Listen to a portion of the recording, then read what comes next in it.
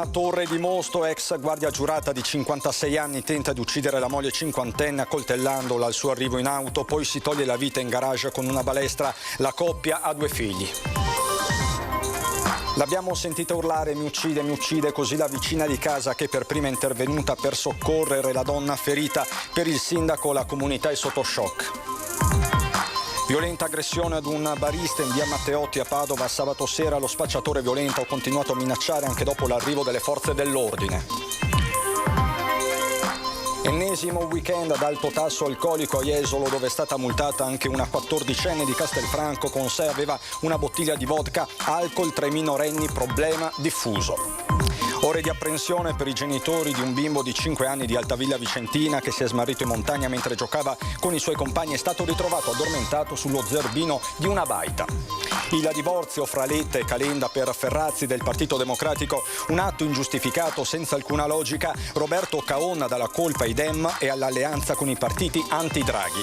66 anni fa la tragedia della miniera di Marcinelle in Belgio, in cui morirono 262 minatori, di cui 136 italiani, tra loro Mario Faccin di Codognè. La figlia Ivana, allora 12enne, ricorda quella terribile perdita.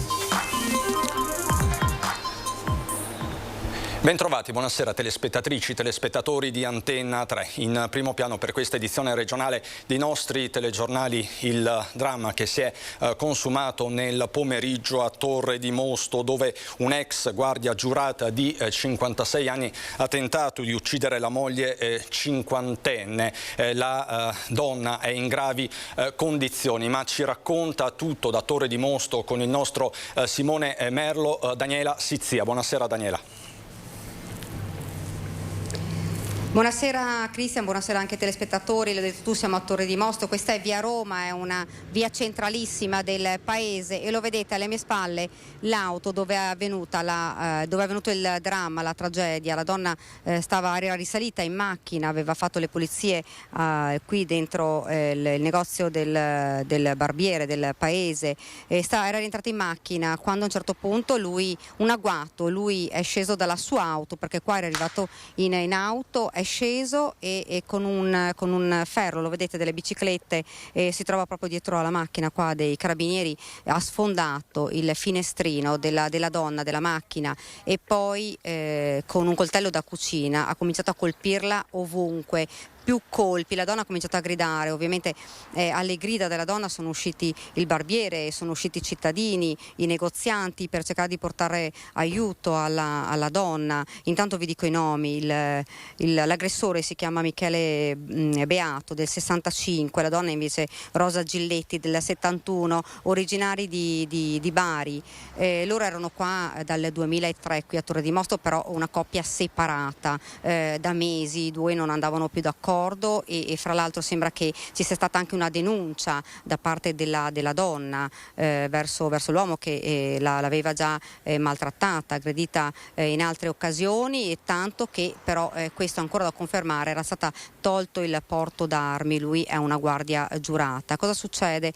Arrivano qua i cittadini, la gente, lui prima cerca di minaccia anche le persone che tentano di aiutare la moglie, poi fugge, forse pensando anche di averla già uccisa, perché l'aveva colpita davvero tante volte. Fugge e torna nel suo garage, che è a un centinaio di metri proprio da qui, sempre con l'auto, e poi si uccide con una balestra. Questa sostanzialmente quello che è accaduto alla donna, immediatamente soccorsa, sono stati chiamati ovviamente i carabinieri, li vedete anche alle mie spalle, il SUEM che ha portato la donna in gravi condizioni, non sarebbe in pericolo di vita ma in gravi condizioni, all'ospedale di San Donà, e a terra poi sono rimasti gli asciugamani insanguinati dei cittadini che tentavano di tamponare le ferite della donna, colpita più volte alle braccia, al torace e alle mani. Lei gridava mi uccide, e fra i primi ad arrivare proprio sul posto è stata una coppia, soprattutto una signora che abita proprio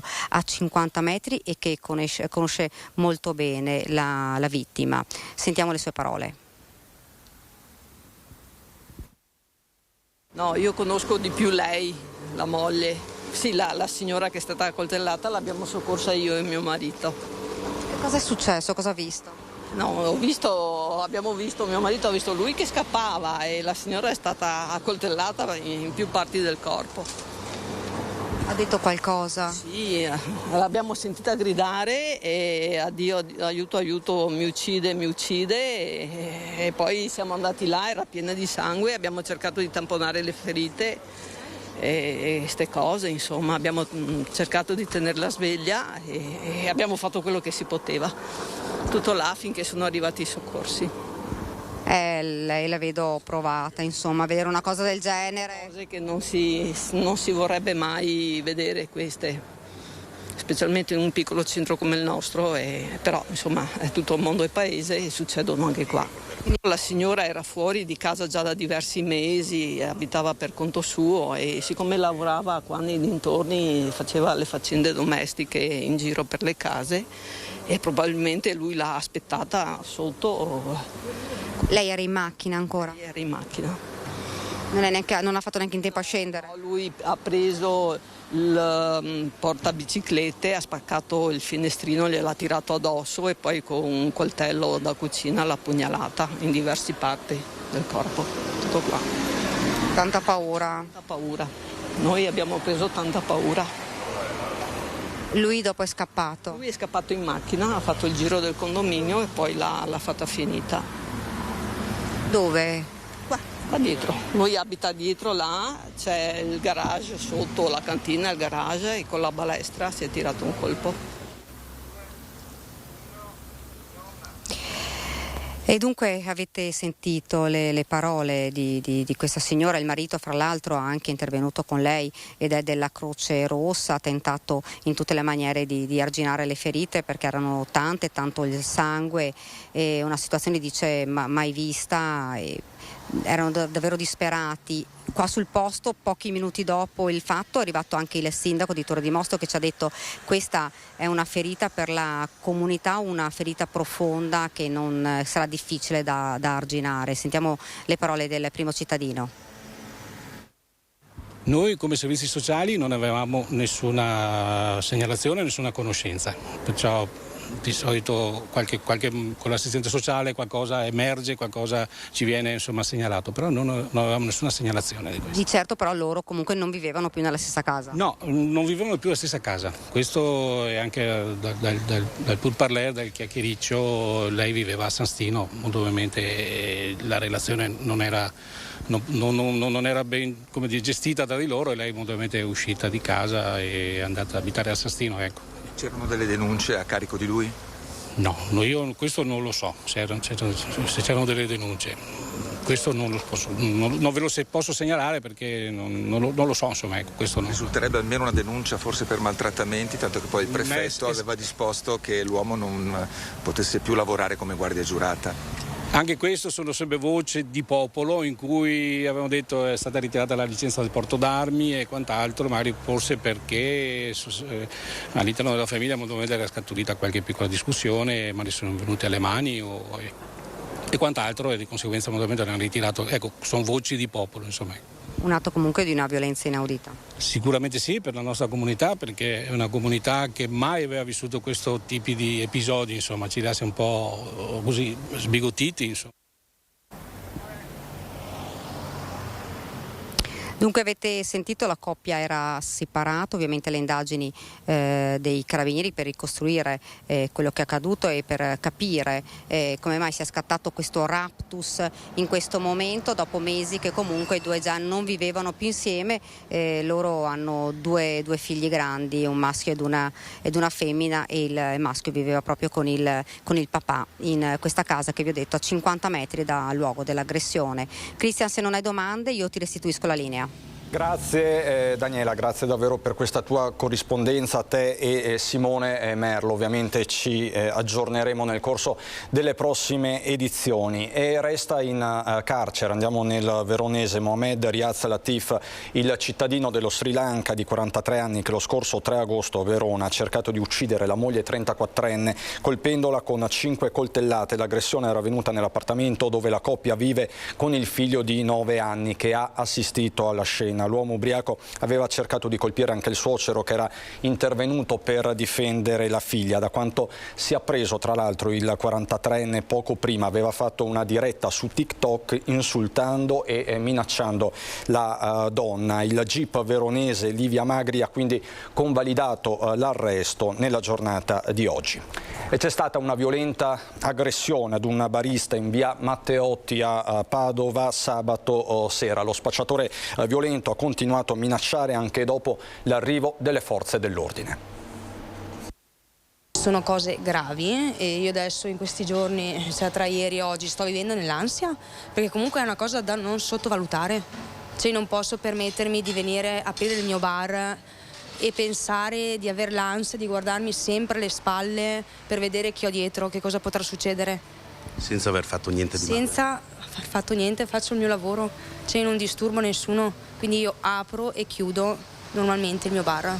È ancora scossa Alessia, titolare del G-Bar di via Matteotti a Padova, dopo l'aggressione subita dal suo socio da parte di uno spacciatore a cui ha assistito sabato sera. Minuti eterni prima dell'intervento delle forze dell'ordine, che non hanno però placato l'ira dell'uomo che continuava a minacciare.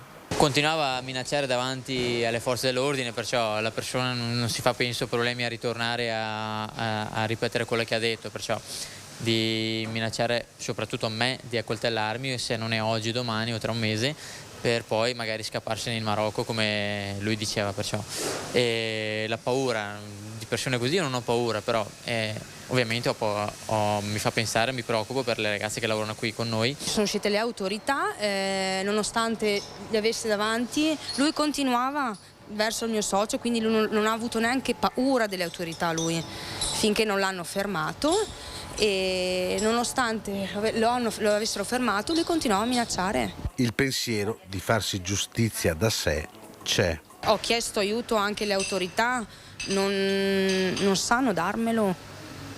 La verità dei fatti è questa, che io non so chi appoggiarmi, se non solo su me stessa. Devo farmi giustizia da sola, a cosa vado incontro? Ma la volete prendere una pistola? Ti devo rispondere sinceramente. Come pensi? Nel senso, Abbiamo pensato più a un taser, quello sì. Non so se dobbiamo informarci, ecco, devo sapere cosa posso tenere o non posso tenere, però c'è il pensiero. Un'aggressione estremamente violenta. Ci ha solo preso il plateatico sedio, voleva lanciargliela addosso al ragazzo, ha strappato piante. Per fortuna non ci sono stati danni sia alla persona che ai nostri oggetti. Una bella zona, quella di via Matteotti, centrale, che si sta però trasformando. Dalle prime ore del mattino a metà pomeriggio alla sera non c'è più un orario ed è una situazione bella questa. Lo stanno rovinando perché non sono i semplici tossici, i semplici ubriachi che si accasciano e dormono, non sono quella tipologia di persone, sono dei tossici pericolosi che ti si avvicinano anche con delle siringhe al collo, quindi è una situazione che va presa assolutamente in mano. E a Jesolo è stato l'ennesimo weekend ad alto tasso alcolico, coinvolta anche una ragazzina di appena 14 anni. Durante la nottata di sabato, quindi vigenza dell'ordinanza, i vigili, la polizia locale hanno rilevato questa ragazza minorenne di 14 anni con in mano una bottiglia di superalcolici, quindi è stata sanzionata come da ordinanza. Ha appena 14 anni ed è di Castelfranco Veneto, la ragazzina multata nel weekend a Jesolo nel corso dei controlli anti-alcol avviati dalla nuova giunta comunale, che sul tema ha imposto un giro di vite sulla detenzione e la vendita da asporto. 200 euro la multa che gli agenti di polizia locale hanno comminato ai genitori della teenager, un caso limite in una notte, l'ennesima ad alto tasso alcolico. Non è un tema che riguarda strettamente la sicurezza, perché presumo che questa ragazza e i suoi amici non fossero pericolosi per gli altri, però è sicuramente un tema di rilievo sociale. Quindi una delle cose che noi abbiamo visto quest'estate, e questa non è una cosa che possono risolvere i sindaci, le forze dell'ordine, ma probabilmente è un tema educativo, c'è un uso crescente, soprattutto da parte dei minori, di sostanze alcoliche e stupefacenti. Quindi questo è un po' un campanello d'allarme su cui penso che la società debba avviare una riflessione. E nel fine settimana sono state sanzionate impegnate anche altre 5 persone. Multato per 700 euro pure il titolare di un mini market beccato mentre vendeva birra a 3 minorenni. Ora l'attività rischia la chiusura. Che il consumo di alcol tra i giovanissimi sia non solo generalizzato ma aumentato esponenzialmente lo confermano gli stessi operatori. Spesso viene acquistato altrove. Alla sera la gente è sempre un po' più brutta negli ultimi anni, quindi è sempre un po' più pericoloso restare aperto a lungo. È chiaro che appunto se facciamo la festa, che c'è tutta la sicurezza, siamo più sicuri, però se rimaniamo tra di noi comunque sì, i ragazzi si fanno sempre un po' più cattivelli, diciamo, comunque tante compagnie vanno in cerca anche dello scontro. Se da un lato i titolari dei chioschi rivendicano comunque la sicurezza delle loro attività perché monitorate, dall'altro espongono un altro problema, a loro dire irrisolto. I problemi che vediamo sono lo spazio, effettivamente tutti gli spazzatori che sono qui in zone che creano problemi, naturalmente sappiamo che dove c'è domanda e offerta ci sono anche loro, quindi è quello secondo noi il problema numero uno.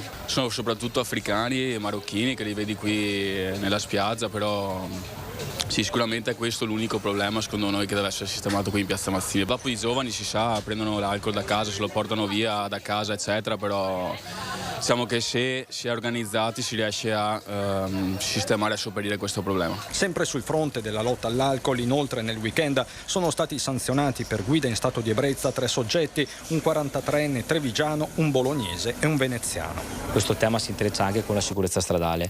Per fortuna episodi gravi non ne sono successi, però sappiamo che il tema dell'abuso di sostanze significa anche poi per chi si mette alla guida il rischio anche di incorrere in gravi incidenti, quindi dobbiamo continuare nella sensibilizzazione e dopo la pandemia ancora di più. Infortunio in casa dalle conseguenze gravi. Oggi a Trichiana, siamo nel Bellunese, un 61enne del posto ha perso l'equilibrio ed è volato per 3 metri mentre era intento a tagliare una trave del solaio nell'abitazione della figlia. L'uomo è stato elitrasportato all'ospedale di Treviso in prognosi riservata. I carabinieri hanno eseguito i rilievi di legge e provveduto a sequestrare l'area dell'incidente come disposto dall'autorità giudiziaria di Belluno. Nel Vicentino ieri sono state ore di apprensione per un bambino di appena 5 anni. Recoaro Terme, il lieto fine per una storia iniziata domenica pomeriggio in modo drammatico. Un bimbo di Altavilla Vicentina di 5 anni è stato ritrovato sano e salvo dopo essersi smarrito nei pressi di una baita sotto il Rifugio Battisti mentre giocava con i suoi amichetti. I genitori hanno allertato i carabinieri verso le 18:30 dopo essersi resi conto dell'effettiva scomparsa del figlio. 12 volontari della Protezione Civile e del Soccorso Alpino si sono immediatamente messi sulle sue tracce. Verificando la segnalazione nei pressi della pista di motocross in località Attafosche, verso le 20 i soccorritori hanno alla fine individuato il bimbo che, stremato, dormiva sullo zerbino di una baita. Dopo essere stato svegliato, rassicurato e rifocillato, il bambino è stato riaccompagnato dai genitori. Ieri il divorzio fra Azione e il Partito Democratico con Calenda che ha sferrato un duro colpo all'alleanza di centro-sinistra. Va all'attacco il senatore Dem veneziano Andrea Ferrazzi.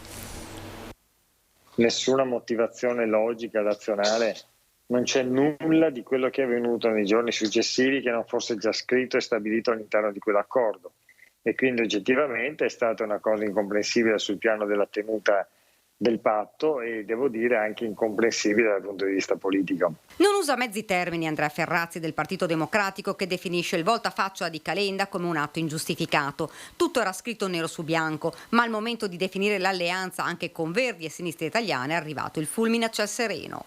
Nel momento in cui poi si apriva la possibilità di poter vincere le elezioni era del tutto evidente che non si poteva, ma si dovevano fare che cosa? Si dovevano fare degli accordi elettorali, cioè mentre quello con Calenda e più Europa, quindi Calenda, Rido e Bonino, era un accordo diciamo per il governo e quindi un accordo scritto sui contenuti con delle linee di demarcazione chiare e delle cose chiare da fare. L'accordo poi siglato con le altre forze politiche era già stato, come dire, messo nel piatto con Calenda, poi così è stato fatto, un accordo elettorale. È la legge elettorale, spiega Ferrazzi, che costringe, avendo una quota uninominale alta, ad accordi di questo tipo. Ma Calenda, dopo l'abbraccio con Letta, ha scelto per il dietrofront immediato, lasciando, secondo i sondaggi, più terreno al centrodestra.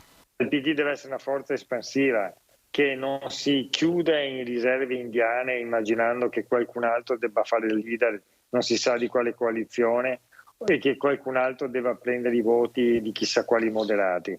Il PD ha tutte le carte in regola per essere un partito credibile, perché è stata la forza politica credibile che ha tenuto la barra dritta. Risponde a strettissimo giro di posta il deputato padovano di Azione Roberto Caon. Calenda aveva chiesto determinate caratteristiche della coalizione, che non arrivassero dentro determinate persone che non avessero mantenuto la parola o la fiducia a Draghi. Questa cosa non è successa, è venuta meno, automaticamente è venuto meno anche gli accordi. L'alleanza tra Azione ed il Partito Democratico non è stata rotta da Carlo Calenda, è stata rotta nel momento in cui il PD ha iniziato a trattare con partiti come i Verdi e Sinistra Italiana, che hanno una visione politica diversa rispetto ad un patto che era stato stretto su un punto fondamentale, l'agenda Draghi. Lo stesso Caon fa parte di quella componente uscita da Forza Italia dopo che il partito aveva scelto di non partecipare al voto di fiducia richiesto dal governo il 20 luglio. Noi vogliamo continuare questo momento che Draghi ci ha dato la possibilità all'Italia di ripartire. Siamo il primo paese in Europa per quanto riguarda il PIL. Questo vuol dire che è stato lavorato bene. Buttare via tutto oppure cercare di fare una coalizione per cercare solo un discorso dei numeri perché la legge elettorale te lo impone, per serietà nei confronti degli italiani si è ritornati a quello che Calenda aveva sempre detto, a un partito che vada avanti da solo, che abbia delle gambe con delle prospettive per gli italiani. Secondo Roberto Caon, la condotta seguita da Azione è coerente con quelle che sono le linee che caratterizzano il movimento fin dalla sua fondazione. È vero che l'attuale legge elettorale premia le coalizioni, ma a questa legge elettorale non vanno sacrificate le fondamenta programmatiche di un partito. Calenda aveva valutato, aveva cercato di creare i presupposti per fare una coalizione. Non è stato ascoltato quello che chiedeva Calenda alla fine, e alla fine Azione è ritornata esattamente come quando era nata, esattamente un partito che vuole fare qualcos'altro da questi due poli che sono messi assieme tramite una cattiva legge elettorale. 66 anni fa la tragedia immane di Marcinelle, della miniera di Marcinelle, dove morirono 262 operai, oltre la metà era italiana, tantissimi veneti. Tra questi c'era Mario Faccin. A ricordarlo oggi è la figlia Ivana. Mio papà era un uomo meraviglioso, buono. Era tanto affettuoso e guardi, non l'ho mai sentito, benché lavorassi in miniera, lamentarsi mai, non diceva mai. Era il 1950 quando papà Mario si trasferì in Belgio con la famiglia per lavorare in una miniera. Una storia, quella degli immigrati italiani, che accomuna molte famiglie e che è specchio di un'epoca e del paese. Un viaggio lungo e faticoso, quello per arrivare in Belgio, che ci porta indietro di più di 50 anni. Siamo partiti, siamo arrivati a Milano. A Milano siamo stati 3 giorni sotto la stazione, ci hanno visitati tutti e dopo siamo arrivati a Namur. Da Namur là è arrivato il papà e ci ha portato al campo del San Nicolà. 8 agosto 1956, una giornata d'estate che per Ilvana e suo fratello sembrava uguale a tante altre, passata nella colonia che la miniera metteva a disposizione dei figli e degli operai, ma che un fumo nero che spuntava dalla montagna ha reso tesa e cupa. Ci sono bambini che il papà lavora al Bois du Casier.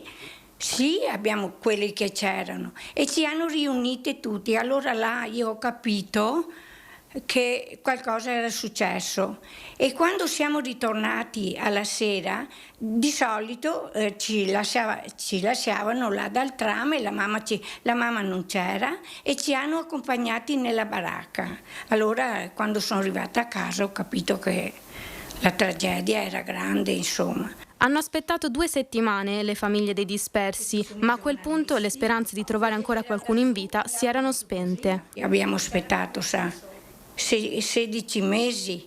È stato avevamo anche speranze di trovare, però dopo la seconda settimana, fine agosto, un salvatore in italiano ha detto tutti morti e là le speranze si sono finite, insomma. Nonostante la tragedia vissuta, la signora Ilvana è sempre rimasta legata a quel luogo in cui torna spesso, ma quest'anno Ilvana è rimasta a casa perché, per onorare la memoria del padre Mario Piccin, la sindaca di Codognè, Lisa Tommasella, ha inaugurato una targa per non dimenticare il sacrificio di tante persone che hanno lasciato la terra natale per lavorare e dare dignità alla propria famiglia. Sono stati gentilissimi, hanno fatto una cosa bellissima a Codognè.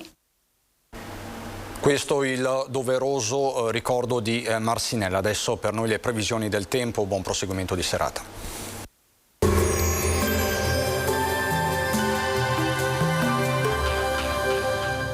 Cooperativa Agricola Volpago offre carne fresca di prima qualità. Ci trovi a Volpago del Montello, Pieve del Grappa, Tre Baseleghe e presso lo spaccio del contadino a Dolo e Massanzago. Bentrovati al meteo. Una perturbazione agisce al centro-sud, al nord invece, più vicino all'anticiclone che staziona nell'Europa centrale, il tempo si manterrà tutto sommato buono. Vediamo il dettaglio di martedì 9 agosto. Sul Veneto la giornata si caratterizzerà per le generali condizioni di bel tempo. Come vediamo avremo tanto sole e cielo limpido, salvo per qualche isolato addensamento in corrispondenza dei rilievi, ma senza conseguenze.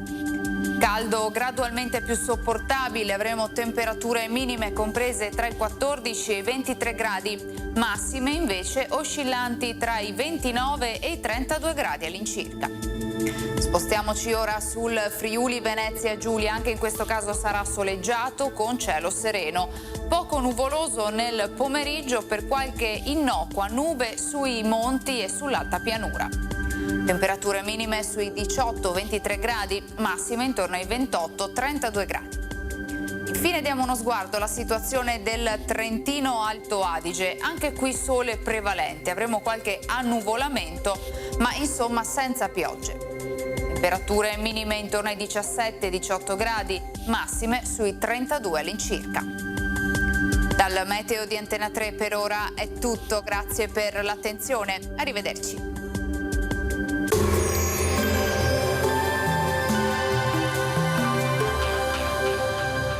Cooperativa Agricola Volpago offre carne fresca di prima qualità. Ci trovi a Volpago del Montello, Pieve del Grappa, Tre Baseleghe e presso lo spaccio del contadino a Dolo e Massanzago.